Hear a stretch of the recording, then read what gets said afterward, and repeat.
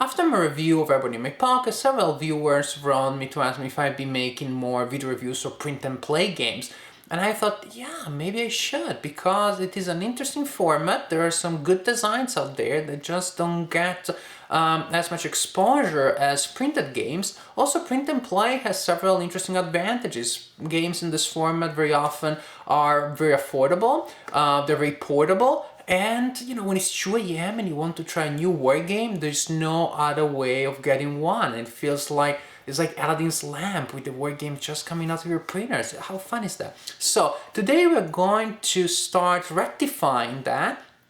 And from now on, I'll be occasionally covering print and play games in my reviews. The one that I decided to start with is Vietnam Solitaire. Well, the title already tells you how many players are in this game and what the topic is. It is a game that you can download from wargamedownloads.com for $4. It's very light, very light to play, but also light to print, so it's not going to be a lot of work for you.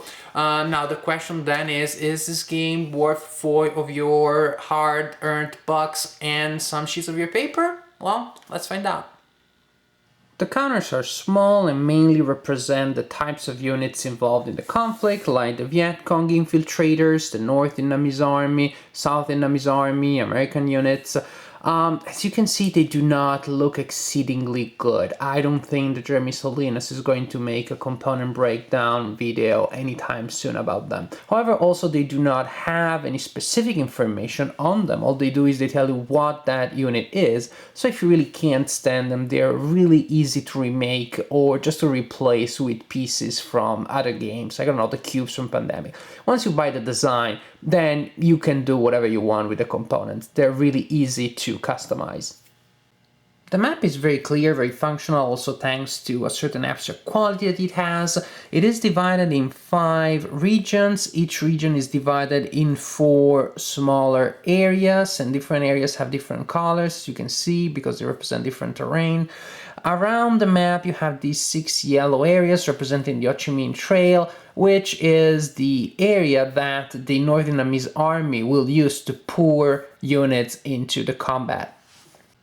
The game starts with the turn marker on turn 1, of course, but also with the political marker on the space number 1 of its track, and it's pretty important. I'll explain later what this is. The first thing you do each turn is you roll 2 dice to determine if there are new counters to be added to the Ho Chi Minh Trail. And it's very simple. You roll the dice and you add a counter to the trail for each number where there isn't a trail marker yet. For example, here 2, but there is 1, nothing happens, but because of the 5 I would have to add 1 to the space number 5 of the Ho Chi Minh Trail. Then you start using the basic mechanism of the game, which is to spend political points to execute actions.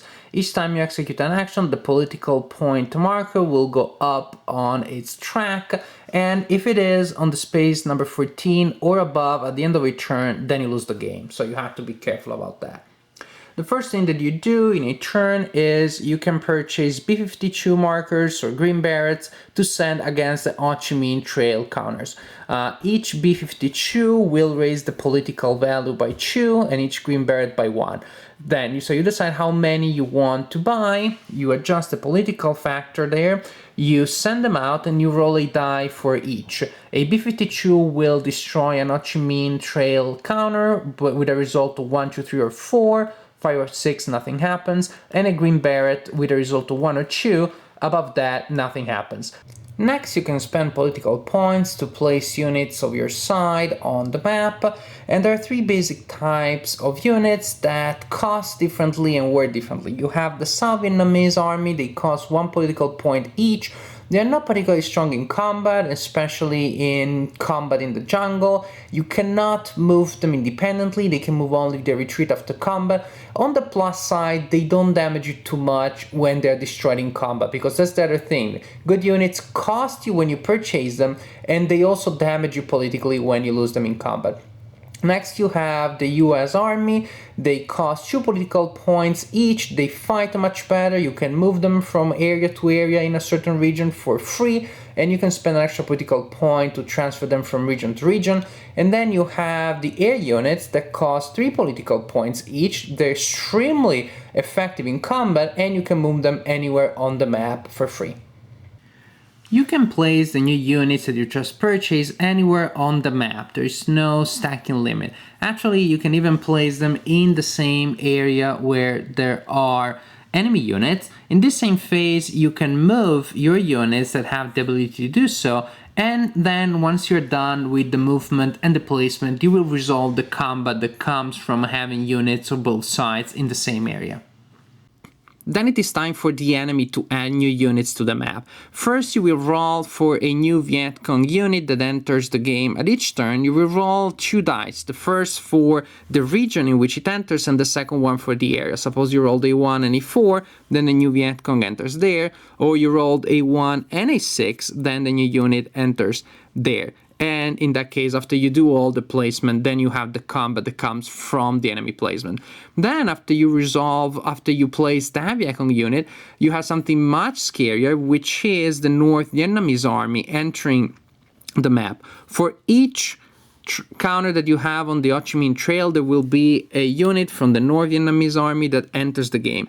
In this case, for each of these units, you will only roll a die to determine the area in the region. For example, for this counter, you will roll a 4, then you place a North Vietnamese army counter there. For this counter, you roll a 6. Oh, then another guy is added there. See, the combat starts becoming a little annoying there. Then for this guy, you roll a 6, then you place the North Vietnamese army there. So it is very important in earlier phases of the game to try to keep this trail as clean as possible, but it costs you points, and there are only so many points that you have and many more things you want to do with them. So after you place the new enemy units on the map, you resolve the combat that comes from that phase. Maybe you had combat during your own placement, maybe you had more combat during the enemy placement, but now the real challenge starts because you have to roll for the enemy offensive. You will roll a die, and if the die indicates a region where you have both enemy units and your own units, then the enemy units will attack you. What they will do is that they will move to a higher space and they will keep moving until they reach the area in which you are. If units move up to 6, then they start from here and go and converge. So basically it just means that usually everybody goes against you, unless it's a case where you have 2 of your units and 2 enemy units. In this case, these are the units will have to start a separate fight here. Bad news, if you roll a 6, there's going to be an offensive in every region on the map, and that can be devastating. All types of combat I mentioned before are resolved in the same way. For each unit involved in combat, you will cross-reference the type of unit with the type of terrain where the combat is taking place, and you will have a number there. So then you will roll a die for each unit, and you will need to attain that number or less in order to deal a hit. Each hit destroys an enemy unit, and when you destroy enemy units, the Viet Cong are destroyed before the North Vietnamese army, and the South Vietnamese army are destroyed before the American units.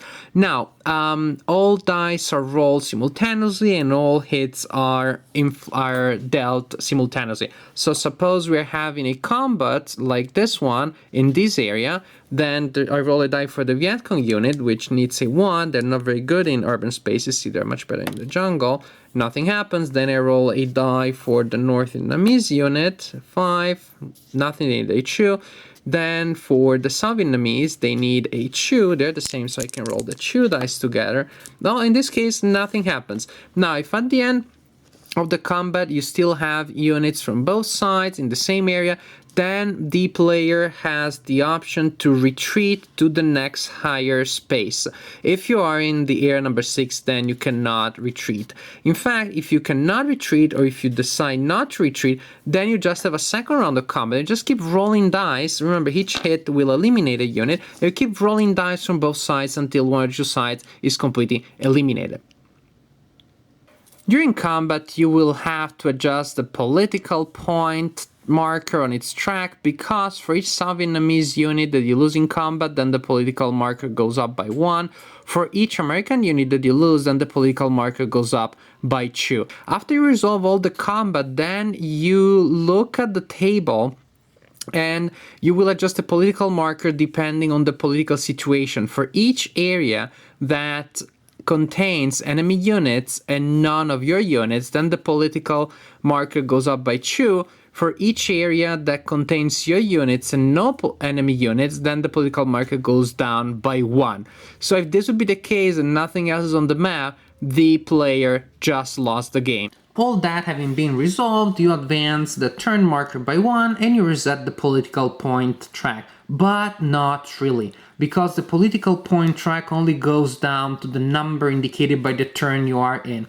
So in turn 4 you will start with already 4 political points on the track. In turn 5 with 5. As you can see, as the game progresses, you will have less and less political points available to you to start with. So at the end of the game, you feel you have a lot of things that you can do, sending your B-52s and your units, and then as the game goes on, things go bad really fast. And this is a system that makes this game particularly hard, and it gives it a nice sense of progression. Vietnam Solitaire is a good example of what print and play can do. It can deliver you a good game experience just by using the simplest and cheapest components imaginable. It's a game that I like, but I think that several people might not like it because it is so terribly hard. It is a terrifying challenge. Surviving past turn 6 or 7 is really hard, and losing the game in turn 2 or 3 is really not uncommon. Do not be ashamed if that happens to you. I believe it is a game that is subtler than it may look like at first, because there is a lot of fine-tuning that you have and can do, but in the way you balance and you use your political points, this resource that keeps shrinking, and you can use that in so many different ways. You can concentrate your attacks on the Ho Chi Minh trails, you can concentrate on the regions and the areas, you can just try to defend, use more napalm, use more soldiers of one type. In fact, what I like is that it does give me the sense that I am playing a war game with a large resource management component and not a Euro game with a war theme. How you use your soldiers, what are the soldiers you're sending against what units and where, in what combinations, do they get support from napalm or not? It really matters a lot. A typical tough situation is when you're taking a stand against a large army in a terrain which is good for you. Are you going to try to just absorb the impact now, which may annihilate you, or not? Or you're just going to retreat, which is safer for now, but maybe you're retreating to a terrain that then is disadvantageous to you in case you get attacked there next turn. Long-term strategy, short-term strategy, it's a choice that you often have. There is a lot of luck involved, no doubt, and there are a lot of dice that are going to be rolled. Not everybody likes that. However, bottom line, I believe that this is a game that presents interesting intellectual challenges, that creates tough decisions to be made. Some very exciting situations. It has good replayability. It costs $4. So overall, yeah, I would say that it is a good game.